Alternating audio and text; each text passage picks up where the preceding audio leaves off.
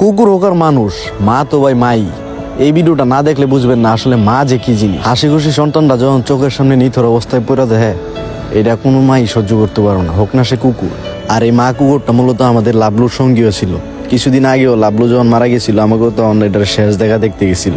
কে জানে আর কিছুদিন পরে ওর নিজের বুকের ধন হারাই যাবো। আসলে এই অবুঝ বাচ্চাটার সাথে যে জিনিসটা হয়েছে সেটা হইলো এটার ঘাড়ের উপর দিয়ে গাড়ির চাকা গেছে, মানে গাড়ির নিচে চাপা পড়ে এটা মারা গেছে। গাড়ির উপর দিয়ে একটা গাড়ির চাকা গেছে, যার ফলে এটার ঘাড়টা ভেঙে গেছে, গাড়ির হাড় ভেঙে গেছে।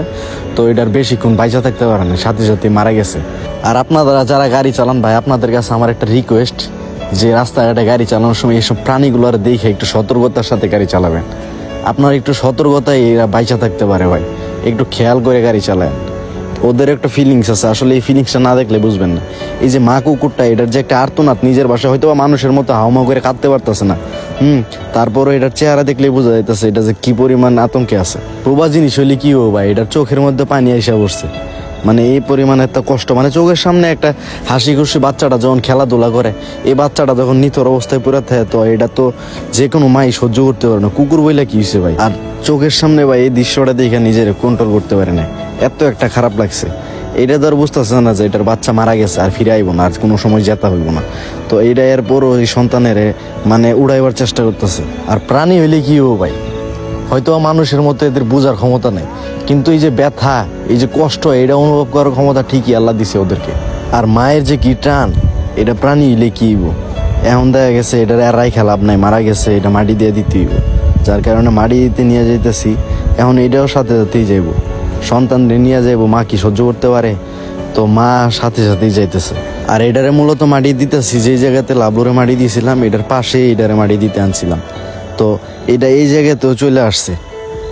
সন্তানের এই অবস্থা, এটা কোনোভাবেই মাইনা নিতে পারতেছে না। আবার এটার সাথে একটা ভাই ছিল, মানে যেটা কুকুরটা মারা গেছে এটার একটা ভাই ছিল।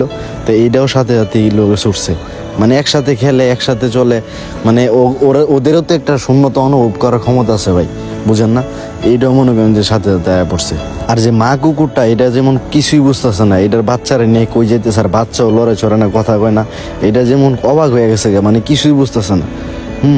এইভাবে সন্তানের চোখের সামনে পড়ে রয়েছে নিথর হয়ে, এটা তো ওইটা কোনোভাবে বুঝতে পারতেছে না। বারে বারে সন্তানরে খুঁজাইতেছে, না জানি একটু জায়গা উঠে, মানে ঘুমায় রয়েছে। অন্য সময় তো দেখতে ঘুমায় থাকে একটু নর্মালি, যখন লড়াচড়া করে না। তো এইটা ভাবতেছে যে হয়তো বা এখনও ঘুমাইতেছে। তো এটার যে মাটি দিতে আনতাছি মইরা গেছে গা, এটা তো আর ওরা বুঝে না প্রাণী ভাই। এখন মা যে ফিলিংস, যে এরপরও বুঝতেছে যে একবারে হয়তো বা কিছু একটা করতেছে। আর এদিকে মা কুকুর তো ভাই কোনোভাবে বুঝ দিতে পারতাছি না, এটারও তো বুঝাইতে পারতাছি না যে এটা মারা গেছে, এটারে মাটি দিতে আনছি। আর বিশেষ করে ভাই এই যে একটা মুহূর্ত, এই মুহূর্তটা আসলে ভাই কষ্টের একটা মুহূর্ত। মানে এটা মানুষের ক্ষেত্রে হোক আর প্রাণীর ক্ষেত্রে, এটা সকল ক্ষেত্রে একটা কষ্টের একটা মুহূর্ত। এটা মানে যার যায় সে বুঝে, এইরকম শূন্যটা এই প্রাণীটাও টের পাইতেছে। এইটা সরতেই পারতেছে না, মানে এটা সন্তানটা মাটি দিয়ে দিব, এটা মানতেই পারতেছে না যে মরে গেছে। এটা তো আর বুঝে না, মানে এটার বোঝানো সম্ভব না।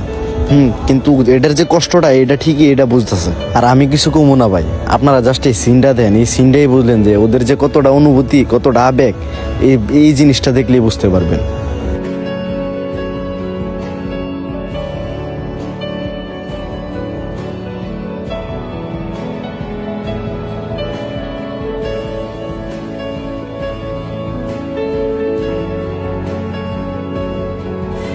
আসলে ভাই মা মাই হয়, মায়ের কোনো তুলনা হয় না।